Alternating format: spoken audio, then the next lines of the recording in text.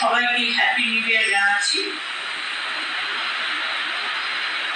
2রা জানুয়ারি আমাদের administrative review meeting ডাকা হয়েছে নবান্ন সভাঘরে বেলা 1টার সময়। সমস্ত ডিপার্টমেন্টের কাজ নিয়ে পর্যালোচনা করা হবে, জেলা থেকে শুরু করে ব্লক স্তর পর্যন্ত, রাজ্য স্তর থেকে। এই বছরের 30শে ডিসেম্বর আমি বেলা 1টায় আমি এতে যাব সন্দেশখালীতে একটা পাবলিক ডিস্ট্রিবিউশনের প্রোগ্রাম নিয়েছি। কারণ ইলেকশনের আগে আমাকে অনেকে জিজ্ঞেস করেছিল, দিদি আপনি সন্দেশখালী গেলেন না? বলেছিলাম আমি যাবো, পরে যাবো। সুতরাং সেই জন্যই আগামী 30 তারিখ বেলা 1টায় আমার অফিসিয়াল প্রোগ্রাম সন্দেশখালীতে থাকবে। এটা হচ্ছে গভর্নমেন্টের পাবলিক ডিস্ট্রিবিউশন প্রোগ্রাম। ইতিমধ্যে আপনারা জানেন যে আমরা যেগুলো আমাদের কাছে পেন্ডিং ছিল, বিভিন্ন লক্ষ্মীর ভান্ডার থেকে শুরু করে বাংলার বাড়ি থেকে শুরু করে আমরা অনেকটাই করতে পেরেছি। তার মধ্যেও জেলাতেও কিছু থাকে কাজ, সেগুলো প্রায় 20,000 মানুষের কাছে ওই মিটিং থেকে বিভিন্ন পরিষেবা তুলে দেওয়া হবে। ক্যাম্প করে স্টেজ থেকে আমি হয়তো বড়দের 100 জনের হাতে তুলে দিতে পারবো। তেমনি মনে রাখবেন, এই বড়দিন থেকে শুরু করে জানুয়ারি মাসটা পুরো নানা রকম মেলা হয়। এতে প্রচুর মানুষ কেনাকাটা করে। গ্রামে যারা আর্টিজেন্স, সেলফ হেল্প গ্রুপ, তারা যে সমস্ত হাত জিনিস তৈরি করে, মেশিন দিয়ে করে, সেগুলো তারা ভালো করে তাদের ইনকাম জেনারেশন হয়। এটা একটা সুবিধা। আমাদের সব উৎসবে যখন ঈদ হয়, আপনারা জানেন ফলমূল বিক্রি কেনাকাটা বেড়ে যায়, তার কারণ সেই সময়টা রমজান মাস চলে। প্রত্যেকটা উৎসবকে কেন্দ্র করে আমাদের কিছু না কিছু ব্যবসাও বৃদ্ধি হয়, যেগুলো দেখতে ছোট মনে হবে, কিন্তু মনে রাখবেন একটা দোকানদারের ইনকামও কিন্তু বড়। দোকানদারের কিন্তু পিলার অফ দ্য ইকোনমি, কারণ সেখানেই কিন্তু খুচরো বাজার থেকে শুরু করে যে দোকানদার, বড় বাজার যেমন আছে, ছোট বাজারও আছে।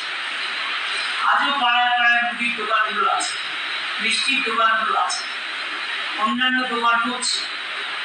সুতরাং এটা কিন্তু বাড়ছে। এগুলো বলা। আর মিষ্টি খাপ, যেটা আমরা মিষ্টি, আপনারা জানেন একটা মিষ্টি ব্যবসায়ীদের জন্য একটা প্রোগ্রাম হয়েছিল, আমি নিজেকে উদ্বোধন করে দিয়েছিলাম। এবার তারা করছে দীঘায় 7, 8, 9 সম্ভবত জানুয়ারিতে। আমি ওখানে ডক্টর মানব প্রিয়া অক্টিভিটি ওদের যেতে করেছি।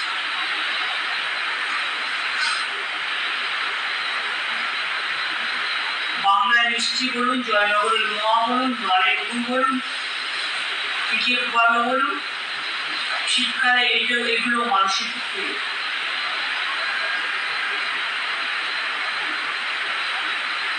এছাড়াও আজকে ক্যাবিনেটে কয়েকটা আমরা প্রিন্সিপাল ডিসিশন নিয়েছি। আলিপুর চিড়িয়াখানার ঠিক অপোজিটে, আগে আপনারা দেখতেন আলিপুর চিড়িয়াখানায় মাত্র একটা দরজা ছিল বেরোবার, একটা ঢোকা। কিন্তু আমাদের সরকার আসার পরে প্রায় 12টা আমরা গেট করে দিয়েছি, ঢোকা বেরোবা। তারপরে ওখানে একটা রোডওয়ে ব্রিজ যেটা বলা হয়, সেটাও করে দেওয়া হয়েছে। এবং কালকে প্রায় লক্ষাধিকের ওপর মানুষ চিড়িয়াখানা এসেছে। আজকেও আমি যখন বাড়ি থেকে আসছিলাম দেখলাম প্রচন্ড ভিড়। সব জায়গাতেই মানুষ যান, কারণ বাংলার মানুষরা একটু ভ্রমণ ভালোবাসে। বাচ্চাদের নিয়ে একটু বেড়াতে যাওয়া, দেখতে যাওয়া, এটা পছন্দ করে। সুতরাং এই হিসেবে বিভিন্ন জায়গায় এখন লক্ষ লক্ষ মানুষের সমাগম হচ্ছে, এটাও একটা বড় ব্যাপার। মানুষ এই দিনগুলোকে খুব ভালোভাবে কাটানোর চেষ্টা করে এবং এই আলিপুর চিড়িয়াখানার অপোজিটে একটা জায়গা আছে, ওখানে একটা ছোট্ট অ্যাকোয়ারিয়াম ছিল, অনেক দিনের পুরনো, এবং অ্যানিম্যাল হাজবেন্ডারি পশু চিকিৎসার একটা ছোট্ট জায়গা ছিল, কিন্তু বাকিটা টোটালটাই আনইউজ ছিল। ওই জায়গাটায় আমরা একটা বিরাট বিগ বাজার করতে যাচ্ছি। ল্যান্ডটা জাস্ট আমরা জাস্ট ইন প্রিন্সিপাল এগ্রিড করেছি ওই জায়গাটা, কিন্তু যেই করুক যাই করুক ওখানে একটা ছোট্ট অ্যাকোয়ারিয়াম থাকবে, আর পশু হসপিটালটা বা চিড়িয়াখানার জুয়ের জায়গায় ওরা করে দেবে। সুতরাং এখানে কোনো অসুবিধা হবে না, সব ডিপার্টমেন্ট কথা বলেই সিদ্ধান্ত নিয়েছে। দুই হচ্ছে, আপনারা অনেকেই জানেন না, আলিপুর মিউজিয়ামের অপোজিটে একটা জায়গা ছিল,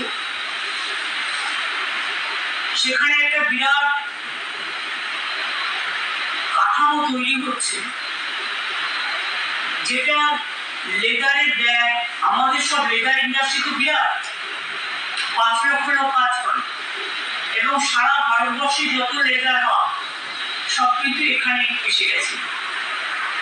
মানে আমাদের লোকেরা কিন্তু সমস্ত ব্যাগ থেকে শুরু করে, জুতো থেকে শুরু করে, চামড়া বিভিন্ন দেশে এক্সপোর্ট করে, কিন্তু এটা তো বাংলার অনেক মানুষ পায় না হাতের কাছে,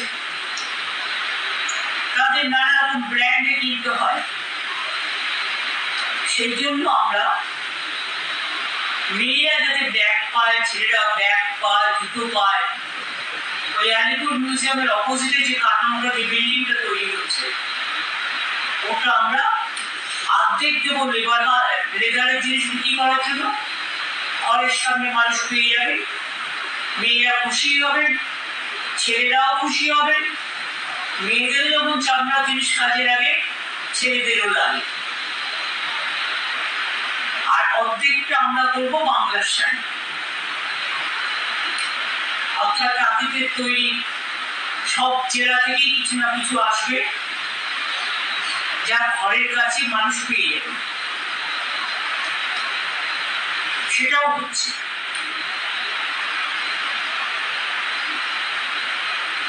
এই ধরনের অনেকগুলো জায়গাতেই অনেকগুলো জিনিস তৈরি হচ্ছে।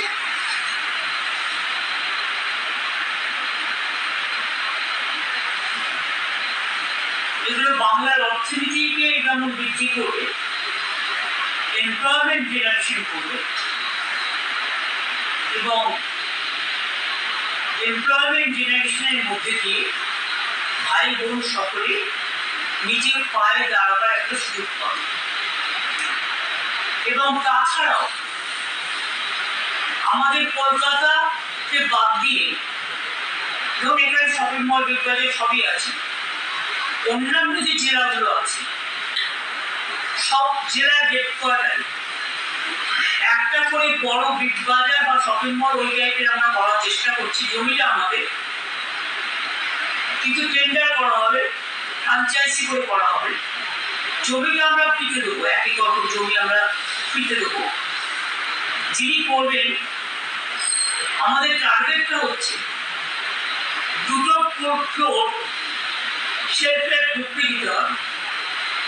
যে জেলায় লোকাল সেলফ হেল্প গ্রুপ তারা বিভিন্ন জিনিস উৎপাদন করে, কিন্তু তারা মেলা টেলা ছাড়া সারা বছর বিক্রি করার জায়গা পান না, তাদের কথা ভেবে এটা করা হচ্ছে।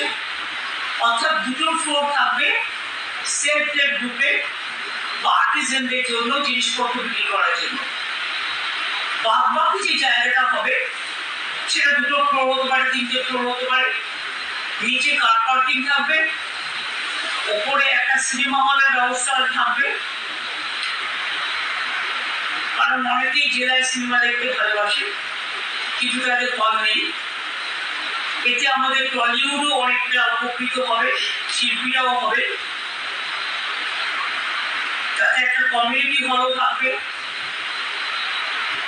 চা কফি রেস্টুরেন্টের মতন সেগুলোও থাকবে, প্লাস তারা যে বিজনেস করতে চায় সেটা তারা করতে পারে, যেগুলো বাজার শপিং মলে পাওয়া যায়। তাহলে জেলায় জেলায় হেডকোয়ার্টারে একটা হয়ে গেলে খুব ভালো হবে।